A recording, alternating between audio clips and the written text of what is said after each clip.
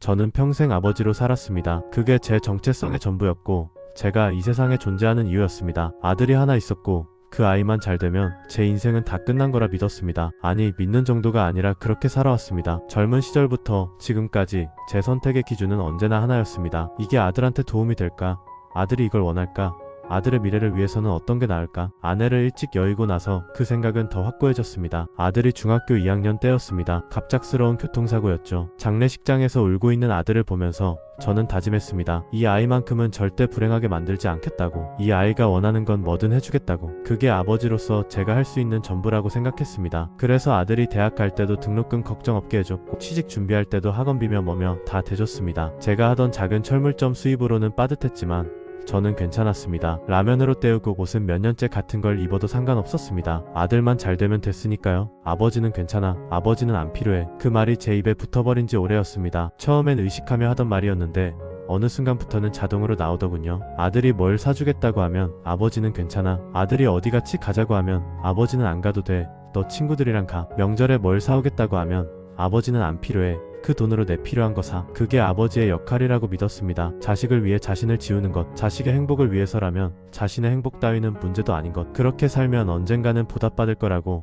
막연하게 믿고 있었던 것 같습니다. 아들이 30살이 되던 해 결혼하겠다고 했습니다. 회사 동료였다고 하더군요. 3년 정도 사귀었는데 이제 결혼할 때가 된 것 같다고 조심스럽게 말하는 아들의 얼굴에는 설렘이 가득했습니다. 저는 당연히 좋다고 했습니다. 아들이 행복해 보였으니까요. 그게 제가 원하던 전부였으니까요. 상견례 날이었습니다. 호텔 뷔페 레스토랑이었는데 저는 며칠 전부터 긴장했습니다. 뭘 입어야 할지, 어떻게 행동해야 할지 고민했습니다. 평생 이런 자리는 처음이었으니까요. 아내가 살아있었다면 이런 것도 잘 챙겨줬을 텐데 혼자서는 어찌할 바를 몰랐습니다. 결국 아들이 사준 옷을 입고 갔습니다. 백화점에서 산 거라고 하던데 가격표를 보고 깜짝 놀랐지만 아들은 그냥 입으라고만 하더군요. 그 자리에서 며느리를 처음 봤습니다. 참 곱더군요. 키가 크지도 작지도 않고 딱 중간쯤 되는 게 균형이 잘 맞아 보였습니다. 말수도 적었습니다. 필요한 말만 또박또박 하는데 목소리가 차분했습니다. 웃을 때는 고개를 살짝 숙이는 게 예의 있어 보였습니다. 인사를 받을 때 양손을 모으고 허리를 굽히는 모습이 단정했습니다. 며느리 부모님도 오셨는데 점잖은 분들이었습니다. 아버님은 대기업에 다니신다고 했고 어머님은 약사라고 했습니다. 그들의 옷차림이며 말투며 몸가짐을 보면서 저는 조금 위축됐습니다. 저는 그냥 작은 철물점 주인이었고 학력도 고졸이 전부였으니까요. 하지만 그분들은 저를 무시하거나 그러지는 않았습니다. 오히려 아들을 잘 키웠다며 칭찬까지 해주셨습니다. 식사가 끝날 무렵 며느리가 제게 다가왔습니다. 아버님 잘 부탁드려요. 그 말 한마디에 저는 이미 마음속으로 모든 걸 내줄 준비를 끝내고 있었습니다. 이 아이가 우리 아들을 행복하게 해줄 거라고, 우리 가족이 될 거라고 그렇게 믿었습니다. 하지만 곧 문제가 생겼습니다. 집이었습니다. 아들 월급으로는 서울에 집을 사는 게 무리였죠. 요즘 집값이 얼마나 오른지 젊은 사람들이 집 한 채 마련하는 게 하늘의 별 따기라는 걸 저도 알고 있었습니다. 아들도 그 문제로 고민이 많아 보였습니다. 결혼 날짜는 정해졌는데 신혼집을 구하지 못하면 결혼을 미뤄야 할 판이었습니다. 그래서 저는 결심했습니다. 제가 평생 살던 빌라를 정리하기로요. 그 빌라는 아내가 살아있을 때 같이 산 집이었습니다. 20년 넘게 매달 적금 넣고 대출 갚아가며 겨우 장만한 집이었습니다. 방 2개짜리 작은 빌라였지만 저한테는 소중한 공간이었습니다. 아내의 손때가 묻은 부엌, 아들이 어릴 때 그림 그렸던 벽, 가족의 추억이 서린 모든 것들이 그 안에 있었습니다. 하지만 저는 그 집을 팔기로 했습니다. 그리고 그 돈으로 아들이 원하는 동네에 조금 더 큰 집을 구해주기로 했습니다. 물론 그 돈만으로는 부족했지만 제가 가진 예금까지 보태면 가능했습니다. 제 노후 자금으로 모아둔 돈까지 다 털어서요. 아들에게 말했을 때 아들은 깜짝 놀랐습니다. 아버지, 그건 아버지 노후 자금이잖아요. 그 돈 없으면 나중에 어떻게 하시려고요? 아들의 목소리에는 걱정이 묻어 있었습니다. 하지만 저는 웃었습니다. 아들이 걱정해주는 게 고마웠고 동시에 제 선택이 옳다는 확신이 들었습니다. 아버지는 아직 멀쩡해. 저는 아직 예순이고 철물점도 계속할 수 있어. 몸도 건강하고 당분간은 일할 수 있다고. 너희 잘 사는 거 보는 게 아버지 노후야. 그게 진심이었습니다. 아들이 행복하게 사는 모습을 보는 게 저한테는 어떤 노후 자금보다 값진 거라고 생각했습니다. 하지만 한 가지 조건이 있었습니다. 저도 그 집에서 같이 살게 해달라고. 방 3개짜리 집을 구할 테니까 제가 한 방 쓰겠다고. 아들은 잠깐 망설이더니 고개를 끄덕였습니다. 며느리에게도 물어봤는데 며느리도 괜찮다고 했습니다. 오히려 같이 사는 게 낫다고, 아버님이 계시면 든든할 거라고 했습니다. 그날 계약서에 도장을 찍으면서 손이 조금 떨렸습니다. 20년 넘게 살던 집을 떠난다는 게 쉬운 결정은 아니었습니다. 하지만 그게 두려움인지 기대인지 그땐 몰랐습니다. 아니었습니다. 아마 둘 다였던 것 같습니다. 새로운 시작에 대한 기대와 익숙한 것을 떠나는 두려움이 뒤섞여 있었습니다. 부동산에서 나와 걸어가는데 문득 이런 생각이 들었습니다. 이제 정말 가족이 되는구나. 아들 부부와 함께 한 집에서 살면서 손자도 보고 그렇게 행복하게 살 수 있겠구나. 그 상상만으로도 가슴이 뛰었습니다. 그렇게 저는 아들 부부와 함께 살기 시작했습니다. 새 아파트는 깨끗했습니다. 햇볕도 잘 들고 뷰도 좋았습니다. 제 방은 제일 작은 방이었지만 저는 상관없었습니다. 침대와 옷장만 있으면 충분했으니까요. 처음 몇 달은 정말 좋았습니다. 같이 밥 먹고 TV 보고 웃고 퇴근한 아들과 며느리를 기다리는 게 저한테는 즐거운 일과였습니다. 저녁 준비를 해놓고 기다리면 문이 열리고 아들 부부가 들어왔습니다. 다녀왔습니다. 인사를 받으면 저는 그저 행복했습니다. 아버지 국 더 드세요. 며느리가 국을 떠줄 때마다 저는 속으로 다짐했습니다. 그래 참아야지. 아버지니까. 사실 간섭하고 싶은 것도 많았고 하고 싶은 말도 많았습니다. 며느리가 요리하는 방식이 제 눈에는 비효율적으로 보일 때도 있었고 집안이라는 순서가 이상해 보일 때도 있었습니다. 하지만 저는 참았습니다. 며느리 방식을 존중해야 한다고 생각했습니다. 주말에는 같이 마트도 갔습니다. 아들이 운전하고 며느리가 조수석에 앉고 저는 뒷자리에 탔습니다. 마트에서 장을 보는데 며느리가 이것저것 물어봤습니다. 아버님은 이런 반찬 좋아하세요? 이건 드실 수 있으세요? 그럴 때마다 저는 대답했습니다. 다 좋아해. 아버지는 가리는 거 없어. 하지만 저는 몰랐습니다. 그 참는 연습이 지옥의 시작이라는 걸. 작은 참음이 모여서 큰 침묵이 되고 그 침묵이 결국 저를 투명인간으로 만들어버릴 거라는 걸요. 변한 건 아주 사소한 것부터였습니다. 너무 사소해서 처음에는 제가 예민한 건가 싶었습니다. 혹시 제가 오해하는 건 아닐까? 너무 따지는 건 아닐까 하는 생각이 들었습니다. 하지만 시간이 지날수록 그게 오해가 아니라는 걸 알게 됐습니다. 밥상이 달라졌습니다. 처음엔 3시 같은 시간에 같은 테이블에서 먹던 밥을 어느 순간부터 저는 혼자 먹게 됐습니다. 명확한 공지도 없었습니다. 그냥 어느 날부터 며느리가 말했습니다. 아버지, 저희가 요즘 늦어서요. 먼저 드세요. 야근이 많다고 했습니다. 그래서 저는 이해했습니다. 하지만 이상했습니다. 분명 8시에는 집에 들어오는데 밥은 9시가 넘어서야 먹더군요. 그 1시간 동안 뭘 하는지 몰라도 저랑은 같이 먹지 않았습니다. 저는 혼자 차린 밥상에서 김치 몇 쪽과 계란말이 하나로 저녁을 때웠습니다. 방문 틈으로 들려오는 아들 부부의 대화 소리를 들으며 먼저 먹으라는 말이 이상하게 쫓겨난 느낌이 들었습니다. 마치 방해되니까 먼저 처리하고 가라는 것 같았습니다. 식사는 가족이 함께하는 시간이라고 생각했는데 이제 저는 그 시간에서 제외됐습니다. 혼자 먹는 밥은 맛이 없었습니다. 아무리 좋은 반찬이 있어도 혼자 먹으면 그냥 배를 채우는 행위일 뿐이었습니다. 반찬도 줄었습니다. 처음에는 고기 반찬도 있고 생선도 있고 나물도 여러 가지가 있었습니다. 하지만 점점 제 상에는 단순한 반찬만 올라왔습니다. 고기 대신 계란, 생선 대신 김국 대신 김치. 아들 부부 상에는 여전히 고기가 있고 국이 있는데 제 상만 달랐습니다. 이유를 물으니 며느리가 말했습니다. 아버지는 연세가 있으시잖아요. 기름진 거 안 좋대요. 건강 프로그램에서 봤는데 나이 드신 분들은 담백하게 드시는 게 좋대요. 그 말에 저는 고개를 끄덕였습니다. 그래, 아버지니까 이해해야지. 며느리가 제 건강을 생각해서 그러는 거겠지. 하지만 속으로는 서운했습니다. 저도 고기가 먹고 싶었습니다. 아직 예순인데 이가 성한데 소화도 잘 되는데 왜 저만 계란과 김치만 먹어야 하는지 이해되지 않았습니다. 그래도 참았습니다. 트집 잡는 시아버지가 되고 싶지 않았으니까요. 더 힘든 건 말투였습니다. 처음에는 존댓말을 쓰고 조심스럽게 부탁하던 며느리가 점점 명령조로 바뀌었습니다. 아버지, 거기 좀 비켜주세요. 텔레비전을 보고 있는데 며느리가 청소기를 들고 와서 말했습니다. 방해되니까 비키라는 뜻이었습니다. 아버지, 그건 만지지 마세요. 제가 리모컨을 만지려고 하니까 그렇게 말하더군요. 아버지, 요즘 너무 집에만 계시는 거 아니에요? 주말 내내 집에 있는 제게 한 말이었습니다. 그 말들이 하나하나 제 등을 밀었습니다. 여기는 내 집이 아니야. 불편하니까 나가줄래?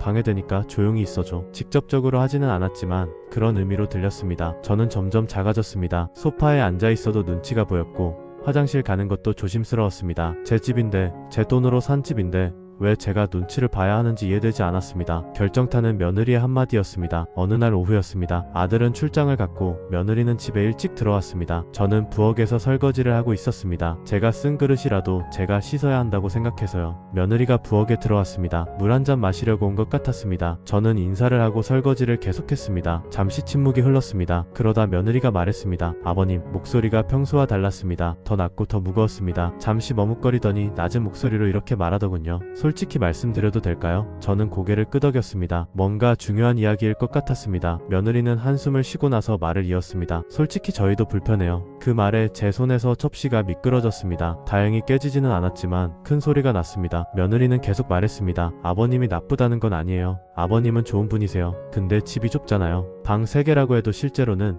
거실이랑 부엌이랑 다 공유해야 하고 저희도 부부만의 시간이 필요한데 아버님이 항상 계시니까 그게 좀 며느리의 목소리에는 불편함이 가득했습니다. 참았던 말을 드디어 꺼낸 것 같았습니다. 저는 아무 말도 할 수 없었습니다. 뭐라고 대답해야 할지 몰랐습니다. 미안하다고 해야 하나, 화를 내야 하나, 아니면 그냥 나가야 하나. 그냥 잠시만요. 며느리는 그 말을 남기고 자기 방으로 들어갔습니다. 저는 설거지를 마저 하고 제 방으로 갔습니다. 그날 밤 저는 방에서 나오지 못했습니다. 저녁도 굶었습니다. 배가 고프지 않았습니다. 아니, 정확히는 밥을 먹을 수가 없었습니다. 목이 메어서 아무것도 넘어가지 않을 것 같았습니다. 문 하나 사이로 아들과 며느리의 웃음소리가 들렸습니다. 아들이 돌아온 모양이었습니다. 그들은 같이 저녁을 먹는 것 같았습니다. 무슨 이야기인지는 모르겠지만 즐거워 보였습니다. 그 웃음이 제 가슴을 긁었습니다. 저는 이 집에서 유일하게 불편한 존재였습니다. 그들만 없으면 모두가 행복한 그런 존재였습니다. 그 뒤로 저는 점점 존재하지 않는 사람이 됐습니다. 투명인간이 됐습니다. 식사 시간은 알려주지 않았고 외출 계획도 공유되지 않았습니다. 어느 날은 집에 왔는데 아무도 없었습니다. 나중에 알고 보니 외식하러 나갔다고 하더군요. 왜 저는 데리고 가지 않았냐고 물으니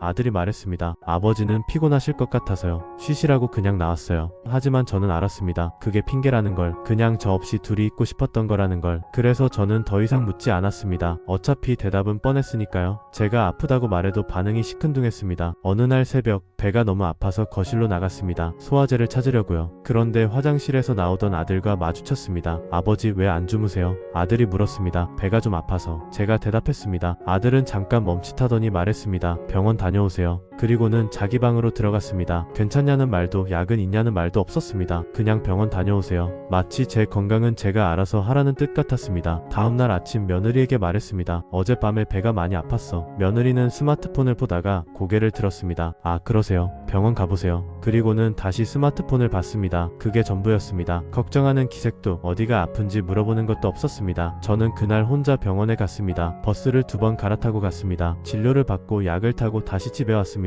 집에 왔을 때 아무도 없었습니다. 저녁때가 돼서야 아들 부부가 들어왔습니다. 병원은 다녀왔냐는 질문도 없었습니다. 저는 깨달았습니다. 제가 아프든 말든 그들에게는 중요하지 않다는 걸. 제가 여기 있든 없든 별 차이가 없다는 걸. 저는 그저 같은 공간에 있는 타인이었습니다. 가족이 아니었습니다. 그러다 그 말을 들었습니다. 어느 토요일 오후였습니다. 저는 제 방에 있었고 문이 살짝 열려 있었습니다. 거실에서 아들과 며느리가 이야기하는 소리가 들렸습니다. 처음에는 신경 쓰지 않았는데 며느리의 목소리가 커졌습니다. 여보, 우리 진지하게 이야기 좀 해. 며느리가 말했습니다. 뭘? 아들이 물었습니다. 아버지 말이야. 그 순간 제 귀가 쫑긋해졌습니다. 이제 더 이상은 못 참겠어. 며느리의 목소리에는 짜증이 섞여 있었습니다. 맨날 집에 계시고 텔레비전만 보시고 우리 이야기도 다 들으시고 솔직히 너무 답답해. 아들은 잠시 침묵하더니 말했습니다. 그래도 아버진데. 알아, 아버지라는 거. 며느리가 한숨을 쉬었습니다. 근데 우리도 생각 좀 해봐야 하지 않을까? 계속 이렇게는 못 살잖아. 그 다음 말이 제 심장을 먹게 했습니다. 아버지 요양원도 생각해보자. 며느리의 말이었습니다. 요양원이라니. 저는 귀를 의심했습니다. 요양원은 거동이 불편하거나 치매가 있는 노인들이 가는 곳 아닌가요? 저는 아직 멀쩡한데 혼자서 다 할 수 있는데 왜 요양원 이야기를 하는 걸까요? 그건 좀 그렇지 않아. 아들이 말했습니다. 저는 안도했습니다. 아들은 반대하는구나. 그럼 뭐 어쩔 건데. 며느리의 목소리가 날카로워졌습니다. 계속 이렇게 살 거야. 나는 매일 눈치 보면서 우리 집에서 사는 거 진짜 힘들어. 우리 집이라는 말이 유독 강조됐습니다. 그거는 나도 알아. 근데 아버지를 어떻게? 아들의 목소리에는 망설임이 있었습니다. 하지만 단호한 거부는 아니었습니다. 그냥 방법을 모르겠다는 뉘앙스였습니다. 며느리는 계속 말했습니다. 요양원까진 아니더라도 아버지 혼자 사실 수 있는 작은 곳 알아보면 안 돼? 원룸이라도 우리가 생활비 좀 보태드리고. 아들은 한참 동안 아무 말도 하지 않았습니다. 그 침묵이 답이었습니다. 반대하지 않는다는 뜻이었습니다. 며느리는 그 침묵을 동의로 받아들인 것 같았습니다. 그럼 내가 알아볼게. 요양원이든 원룸이든 우리도 이제 애기 생각해야 하잖아. 애기 생긴 다음에 아버지까지 계시면 진짜 정신없을 거야. 그 순간 제 안에서 무언가 뚝 끊어졌습니다. 실처럼 가늘게 이어져 있던 기대의 끈이 끊어지는 소리가 들렸습니다. 저는 이제 짐이 됐습니다. 그것도 빨리 치워야 할 짐. 아기가 태어나기 전에 처리해야 할 골칫거리. 하지만 저는 그날도 아무 말하지 않았습니다. 저녁 식사 때 거실로 나갔을 때도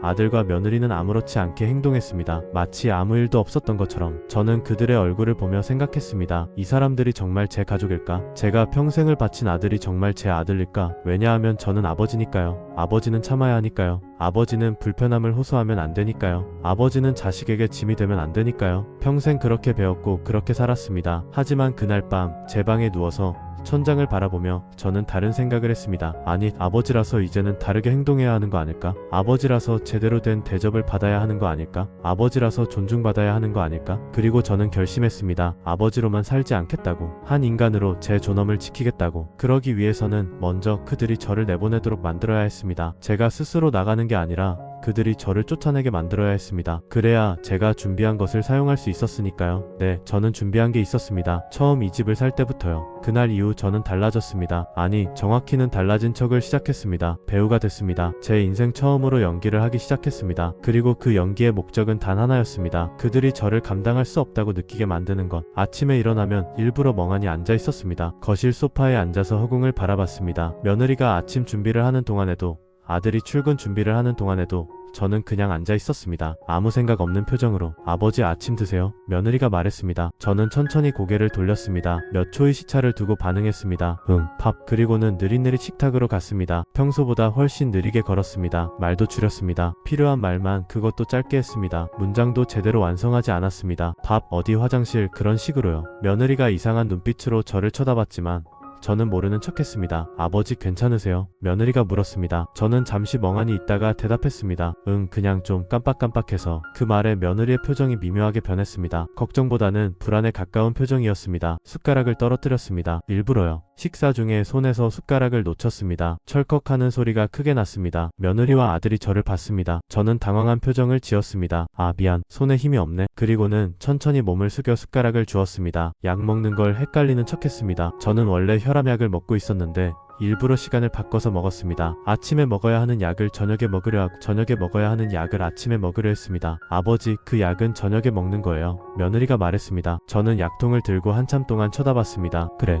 저녁에 먹는 거지. 그러면서도 손은 움직이지 않았습니다. 결국 며느리가 와서 약을 빼앗듯이 가져갔습니다. 같은 말을 몇 번씩 반복했습니다. 오늘 무슨 요일이지? 아침에 한번 물어보고 점심에 또 물어보고 저녁에 또 물어봤습니다. 아들이 대답했습니다. 아버지, 아까 말씀드렸잖아요. 오늘 수요일이에요. 저는 고개를 끄덕였습니다. 아, 그래, 수요일. 하지만 1시간 뒤에 또 물었습니다. 오늘 무슨 요일이더라? 처음엔 며느리가 짜증을 냈습니다. 눈에 띄게 표정이 굳었고 대답할 때 목소리에 날이 서 있었습니다. 아버지, 진짜 아까 말했잖아요. 수요일이요, 수요일. 그럴 때마다 저는 미안한 표정을 지었습니다. 그래, 미안해. 깜빡했네. 하지만 시간이 지나자 며느리의 반응이 바뀌었습니다. 짜증에서 불안으로. 아들에게 뭔가 속삭이는 걸 봤습니다. 저는 못 들은 척했습니다. 그날 밤 그들의 방에서 나오는 대화를 들었습니다. 여보, 아버지 좀 이상하지 않아? 며느리의 목소리였습니다. 뭐가? 아들이 물었습니다. 요즘 자꾸 같은 말 반복하시고 약도 헷갈려 하시고 숟가락도 떨어뜨리시고. 며느리가 말했습니다. 원래 나이 들면 그럴 수도 있지. 아들이 대답했습니다. 아니야, 이건 좀 심한 것 같아. 진짜 치매 초기 증상 아닐까? 며느리의 목소리에는 확신이 섞여 있었습니다. 그 말을 듣는 순간 저는 방 안에서 눈을 감았습니다. 계획대로 되고 있었습니다. 제가 원하는 방향으로 흘러가고 있었습니다. 그들이 저를 감당할 수 없다고 생각하기 시작한 겁니다. 그 다음 날부터 저는 연기의 강도를 높였습니다. 외출했다가 집에 돌아오는 길을 헷갈리는 척했습니다. 아파트 입구에서 한참 동안 서 있다가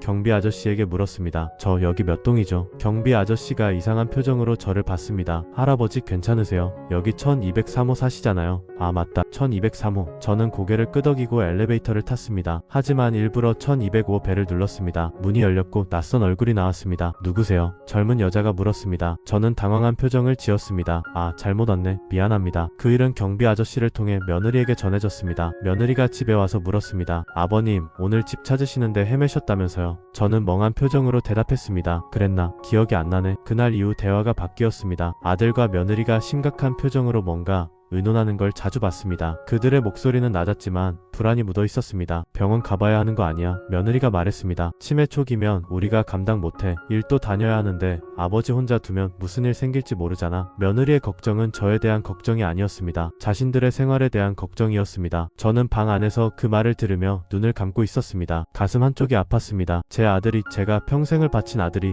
저를 걱정하는 게 아니라 짐으로 여기고 있다는 사실이 아팠습니다. 하지만 동시에 화가 났습니다. 이렇게 만든 게 누구인가? 저를 이 지경까지 몰고 온 게 누구인가? 그리고 속으로 웃었습니다. 씁쓸한 웃음이었지만 동시에 통쾌한 웃음이기도 했습니다. 그래, 이제 시작이구나. 진짜 시작은 이제부터구나. 며칠 뒤 제가 병원에 갔습니다. 아들이 따라왔습니다. 며느리는 회사에 가야 한다며 따라오지 않았습니다. 신경과였습니다. 의사가 여러 가지 질문을 했습니다. 오늘이 며칠인지, 여기가 어딘지, 대통령이 누군지. 저는 일부러 몇 가지 대답을 틀렸습니다. 완전히 틀리면 의심받을 수 있으니까 애매하게 헷갈리는 척했습니다. 오늘이 화요일인가요? 실제로는 목요일이었습니다. 여기가 삼성병원인가요? 실제로는 서울대병원이었습니다. 의사가 간단한 인지 검사를 했습니다. 숫자 거꾸로 말하기, 그림 기억하기, 시계 그리기. 저는 의도적으로 몇 가지를 실수했습니다. 완벽하게 틀리면 안 되고 그렇다고 완벽하게 맞추면 안 됐습니다. 애매한 경계선에 있어야 했습니다. 검사가 끝나고 의사는 아들과 따로 이야기를 나눴습니다. 저는 밖에서 기다렸습니다. 10분쯤 지나서 아들이 나왔습니다. 표정이 어두웠습니다. 집으로 가는 차 안에서 아들이 말했습니다. 아버지, 의사 선생님이 그러시는데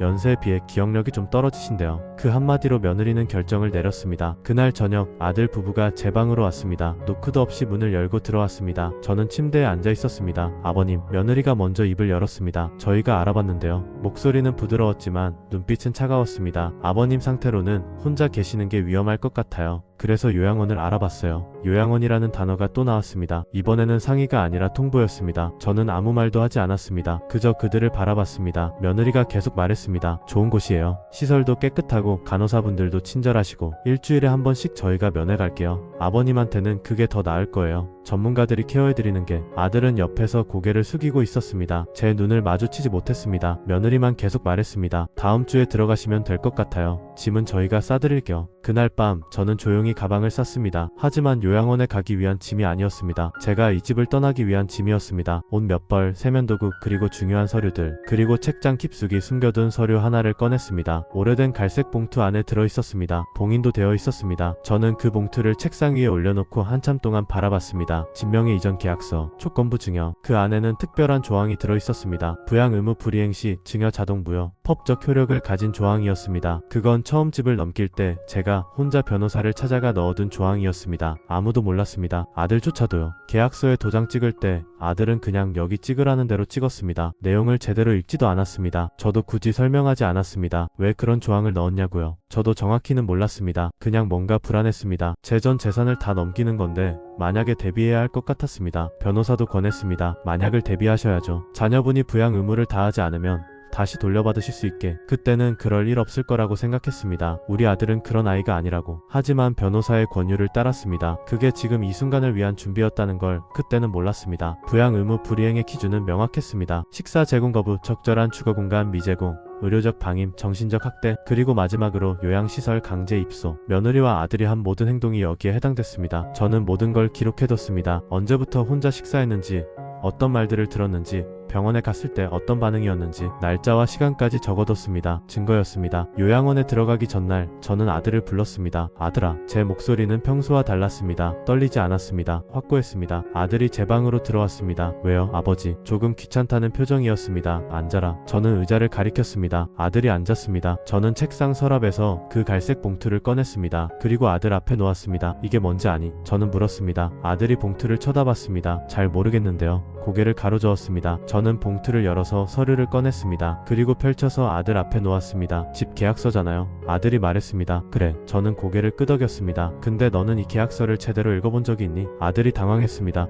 그냥 아버지가 주신 대로. 말끝을 흐렸습니다. 저는 서류의 특정 부분을 손가락으로 가리켰습니다. 여기 봐라. 특약사항이야. 아들이 고개를 숙여서 읽기 시작했습니다. 점점 얼굴이 하얗게 질렸습니다. 이게 무슨? 아들의 목소리가 떨렸습니다. 조건부 증여라는 거야. 저는 차분하게 설명했습니다.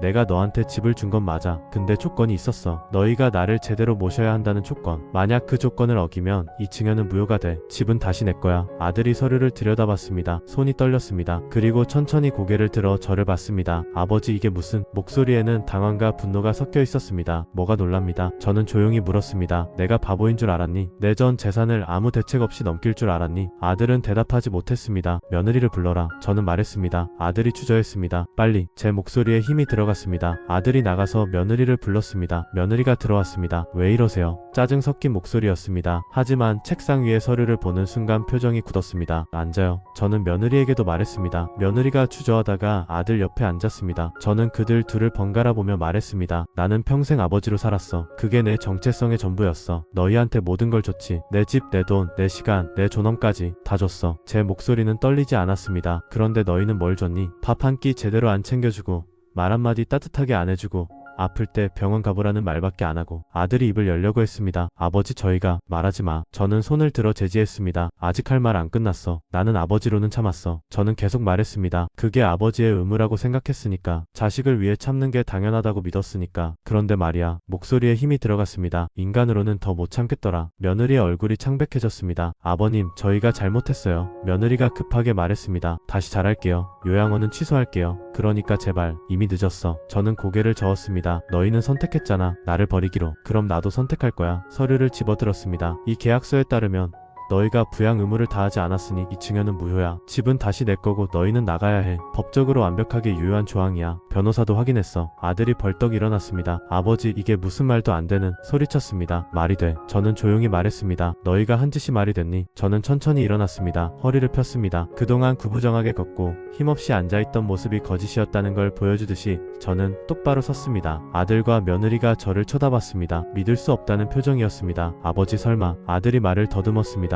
연기였어요. 며느리가 깨달았습니다. 치매 증상 다 거짓말이었어요. 목소리에는 배신감이 묻어 있었습니다. 그래, 저는 인정했습니다. 다 연기였어. 숟가락 떨어뜨린 것도, 길 헤맨 것도, 약 헷갈린 것도 전부 일부러 한 거야. 왜냐고. 저는 그들을 똑바로 쳐다봤습니다. 너희가 나를 내보내게 만들려고, 너희 입으로 요양원 보내자고 말하게 만들려고. 왜요? 며느리가 물었습니다. 왜 그렇게까지 하신 거예요? 그냥 말씀하시면 됐잖아요. 말하면 들어줬을 것 같아. 저는 반문했습니다. 내가 불편하다고, 존중받고 싶다고 말하면 달라졌을 것 같아. 며느리는 대답하지 못했습니다. 아니지. 저는 스스로 대답했습니다. 너희는 그냥 귀찮은 노인네 푸념으로만 들었을 거야. 그리고 더 무시했겠지. 아들이 주저앉았습니다. 소파에 털썩 앉아서 머리를 감싸 쥐었습니다. 아버지 죄송해요. 목소리가 떨렸습니다. 제가 잘못했어요. 며느리도 고개를 숙였습니다. 저희가 정말 잘못했어요. 다시 기회를 주세요. 하지만 저는 마음이 움직이지 않았습니다. 이미 너무 많이 상처받았습니다. 이미 너무 많이 무시당했습니다. 용서는 쉽지 않았습니다. 기회는 이미 줬어. 저는 말했습니다. 매일매일이 기회였어. 내가 혼자 밥 먹을 때,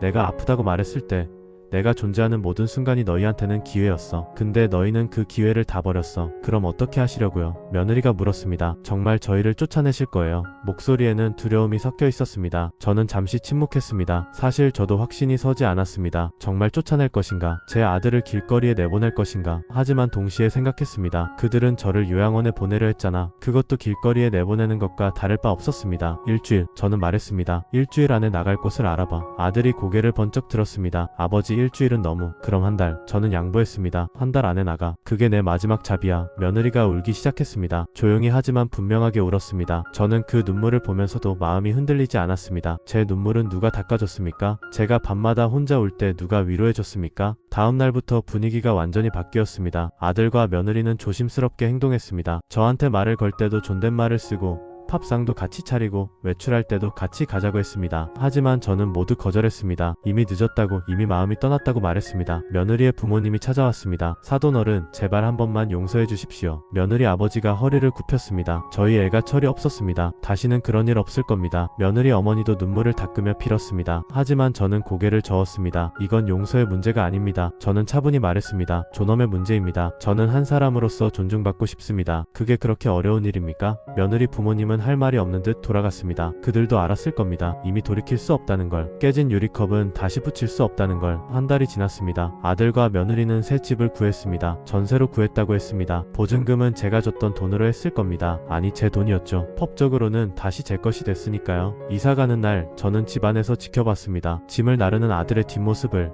상자를 들고 나가는 며느리의 모습을. 그들은 제 눈을 마주치지 않았습니다. 부끄러워서인지 화가 나서인지는 모르겠습니다. 마지막 짐을 다 내리고 아들이 현관에 섰습니다. 아버지. 아들이 불렀습니다. 저는 거실에서 그를 바라봤습니다. 정말 죄송합니다. 아들의 목소리가 떨렸습니다. 제가 못났습니다. 아버지 말씀이 맞았어요. 저희가 아버지를 사람으로 대하지 않았어요. 저는 아무 말도 하지 않았습니다. 아들이 계속 말했습니다. 언젠가 제가 더 나은 사람이 되면 그때 다시 찾아뵙겠습니다. 정말 죄송합니다. 그리고 문이 닫혔습니다. 철컥하는 소리가 집안에 울렸습니다. 저는 혼자가 됐습니다. 텅 빈 집에 혼자 남았습니다. 저는 소파에 앉았습니다. 오랜만에 제대로 앉았습니다. 눈치 보지 않고 불편해하지 않고 그냥 편하게 텔레비전을 켰습니다. 오랜만에 제가 보고 싶은 프로그램을 봤습니다. 시끄럽다는 소리 듣지 않고요. 그날 밤 저녁을 혼자 먹었습니다. 하지만 예전에 혼자 먹던 것과는 달랐습니다. 이번에는 제가 원해서 혼자 먹는 거였습니다. 쫓겨나서가 아니라 선택해서 혼자 먹는 거였습니다. 밥맛이 달랐습니다. 밤에 누워서 천장을 바라봤습니다. 많았습니다. 생각이 많았습니다. 제가 한 선택이 옳았는지, 너무 가혹했던 건 아닌지. 하지만 곧 그런 생각을 멈췄습니다. 옳고 그름의 문제가 아니었습니다. 생존의 문제였습니다. 존엄의 문제였습니다. 지금 저는 혼자 살고 있습니다. 조용하고 평화롭습니다. 아침에 일어나면 제가 원하는 시간에 일어나고, 제가 먹고 싶은 걸 먹고 제가 하고 싶은 걸 합니다. 눈치 보지 않습니다. 누구한테도 사과하지 않습니다. 가끔 아들한테서 연락이 옵니다. 문자 메시지로 아버지 잘 지내시죠? 날씨 쌀쌀한데 감기 조심하세요. 손자 태어났어요. 이름은 준서예요. 그런 메시지들 저는 읽기만 하고 답장하지 않습니다. 아직은 답장할 준비가 안 됐습니다. 며느리한테서도 연락이 왔습니다. 한 번은 음성 메시지였습니다. 아버님 정말 죄송합니다. 제가 너무 이기적이었어요. 평생 후회하며 살 거예요. 용서해 주시지 않아도 괜찮아요. 그냥 아버님이 건강하시기만 바랄게요. 며느리의 목소리는 울먹였습니다. 저도 가끔 후회합니다. 너무 냉정했던 건 아닌가? 손자라도 봐줄 걸 그랬나? 하지만 곧 생각을 고칩니다. 아니야, 나는 내 선택을 존중해야 해. 내가 나를 존중하지 않으면 누가 존중해 주겠어. 이웃들과 친해졌습니다. 같은 층에 사는 할머니는 가끔 반찬을 나눠주십니다. 아래층 아저씨는 주말마다 등산 가자고 합니다. 저는 그 제안을 받아들입니다. 사람들과 어울립니다. 외롭지 않습니다. 오히려 예전보다 덜 외롭습니다. 가족과 함께 있으면서도 외로웠던 그때보다 혼자 있지만 당당한 지금이 더 낫습니다. 아이러니하지만 사실입니다. 철물점은 정리했습니다. 나이도 있고 이제 쉬어도 될 것 같아서요. 대신 동네 노인정에서 봉사활동을 합니다. 수리가 필요한 것들을 고쳐주는 일입니다. 사람들이 고맙다고 합니다. 저도 보람을 느낍니다. 가끔 옛날 생각을 합니다. 아들이 어렸을 때 제 손을 꼭 잡고 걷던 모습, 학교 운동의 날 아빠 힘내세요 하고 응원하던 목소리, 대학 합격했을 때 껴안고 울던 순간, 그때는 정말 행복했습니다. 그때가 제 인생의 전성기였던 것 같습니다. 하지만 그때로 돌아가고 싶지는 않습니다.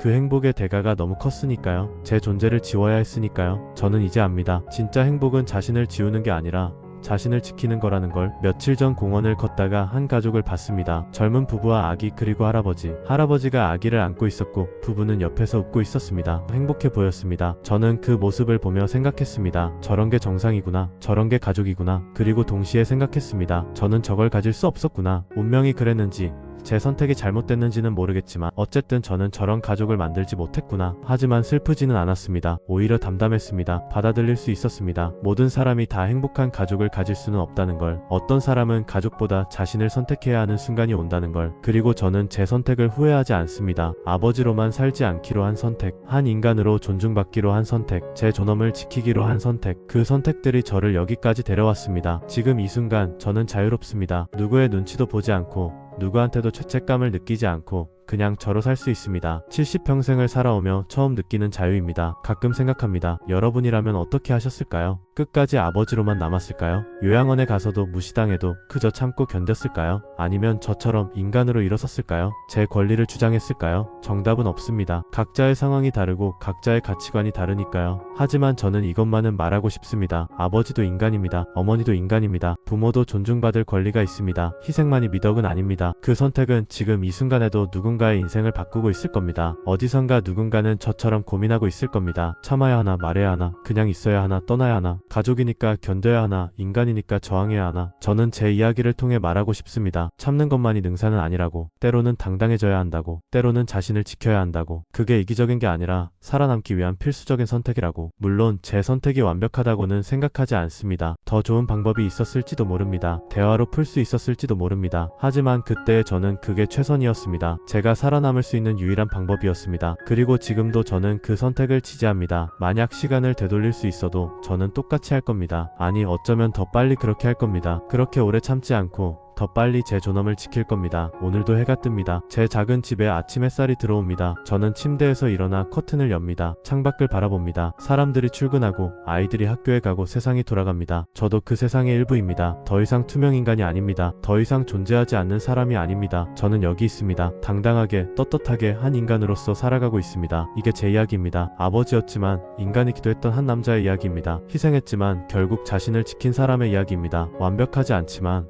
그래도 후회하지 않는 선택의 이야기입니다. 여러분의 이야기는 어떻습니까? 여러분은 지금 어떤 선택의 기로에 서 있습니까? 참고 있습니까? 아니면 말하고 있습니까? 견디고 있습니까? 아니면 저항하고 있습니까? 어떤 선택을 하시든 그게 여러분의 선택이라면 존중받아야 합니다. 아버지로서의 선택이든 인간으로서의 선택이든 그 모든 선택에 의미 있습니다. 다만 이것만은 기억하십시오. 여러분도 존중받을 자격이 있습니다. 여러분도 행복할 권리가 있습니다. 여러분도 당당할 수 있습니다. 그게 이기적인 게 아닙니다. 그게 인간답게 사는 겁니다. 저는 오늘도 살아갑니다. 혼자지만 외롭지 않게, 조용하지만 공허하지 않게, 담담하지만 후회 없이. 그리고 이 평화가, 이 자유가 제가 치른 모든 대가에 가치가 있었다고 믿습니다. 아버지로서가 아니라 한 인간으로서 저는 오늘도 존엄하게 살아갑니다. 그게 제가 세상에 남기고 싶은 메시지입니다. 여러분도 그럴 수 있다는 것, 여러분도 그래야 한다는 것, 여러분도 그럴 자격이 있다는 것, 이것이 제 이야기의 끝입니다. 하지만 여러분의 이야기는 아직 끝나지 않았습니다. 여러분은 지금부터 여러분의 이야기를 써내려 가실 겁니다. 어떤 이야기가 될지는 여러분이 결정하는 겁니다. 부디 후회 없는 선택을 하시기를 바랍니다. 부디 당당한 삶을 사시기를 바랍니다. 부디 여러분 자신을 존중하며 살아가시기를 바랍니다. 그리고 언젠가 제 아들이 이야기를 듣게 된다면